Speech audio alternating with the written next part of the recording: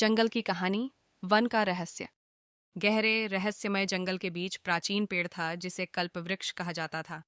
कहा जाता था कि जो इसका रहस्य समझ ले उसकी सभी इच्छाएं पूरी हो सकती थीं।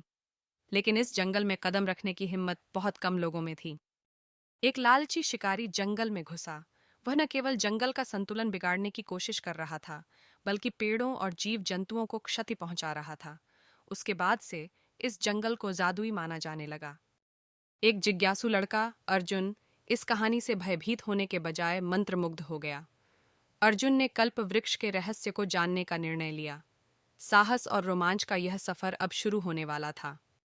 अर्जुन लकड़ी की माला गले में पहनकर एक छोटा बैग, थोड़ा खाना और पानी लेकर जंगल पहुंच गया। लेकिन जैसे जैसे अर्जुन गहराई में पहुंचा, जंगल ने अपना असली रंग दिखाना शुरू कर दिया। अब पेड़ लंबे और रौबदार लग रहे थे। आगे चलते हुए अर्जुन का सामना एक बूढ़े चतुर बंदर से हुआ। बंदर ने पूछा, तुम यहाँ क्यों आए हो बालक? अर्जुन ने उत्तर दिया, मैं कल्प वृक्ष का रहस्य समझने आया हूँ।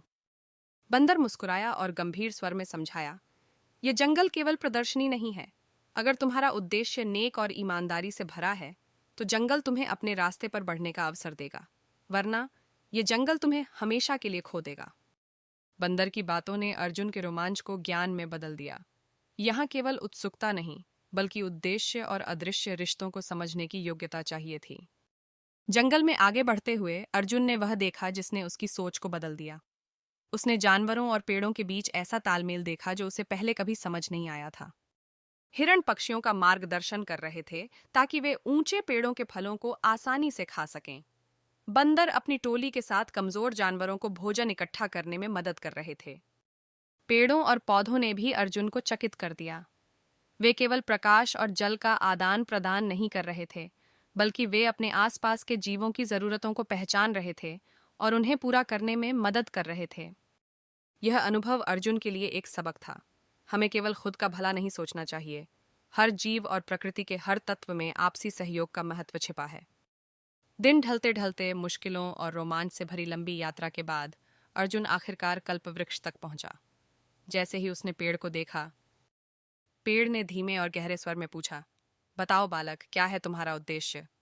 अर्जुन ने बेझिझक उत्तर दिया, मैं आपके और इस जंगल के असली रहस्य को समझना चाहता हूँ। कल्पवृक्ष मुस्कुराया। उसने अर्जुन को समझाया, इस जंगल का सबसे गहरा रहस्य यह है कि यह एक परिवार है। हर प्राणी, हर पेड़ एक दूसरे से जुड़ा है। यहाँ संतुलन और सहयोग ही असली जादू है। अगर यह संतुलन टूटता है तो सब कुछ खत्म हो सकता है। कल्पवृक्ष ने अर्जुन से कहा, अगर तुम इस सीख को केवल अपने मन में नहीं रखोगे, बल्कि इसे औरों तक पहुंचाओगे और इस संतुलन को बचाने का वादा करोगे, तो मैं तुम्हें एक अनमोल तोहफा दूंगा। कल्पवृक्ष ने अर्जुन को एक चमत्कारी बीज दिया और उसे अपने गांव में लगाने को कहा। यह बीज केवल एक पेड़ नहीं बनेगा, बल्कि गांव और जंगल के बीच एक सेतु का प्रतीक होगा। जब अर्जुन गांव लौट रहा था, उसके मन में एक उद्देश्य भी था। उसने सभी गांव वालों को इकट्ठा किया और उनकी सोच को बदलने की कोशिश की। उसने जंगल के बारे में अपने अनुभव साझा किए और बताया कि यह हमारे जीवन का अंग है। इसे बचाने और सम्मान देने का काम हर किसी का है। 10 साल बाद अर्जुन के लगाए बीज से एक अद्भुत विशाल वृक्ष खड़ा हो गया। यह गांव के हृदय स्थल में खड़ा था, हर व्यक्ति को याद दिलाते हुए कि सम्मान, संतुलन और सहयोग से ही सच्चा विकास संभव है। अब गांव और जंगल का रिश्ता मजबूत था। वन का रहस्य केवल एक रोमांचक कहानी नहीं है, यह एक मूल्यवान पाठ है। यह हमें सिखाता है कि प्रकृति हमें खुद से जोड़ती है। उसका सम्मान करना और उसकी रक्षा करना हमारी सबसे बड़ी जिम्मेदारी है।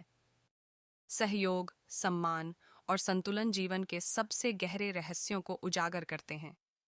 अगर हम इसे आत्मसात करें तो न केवल हमारी आने वाली पीढ़ियां सुरक्षित होंगी, बल्कि हमारी आत्मा भी सुकून का अनुभव कर सकेगी। प्रकृति हमारी सबसे बड़ी शिक्षक है।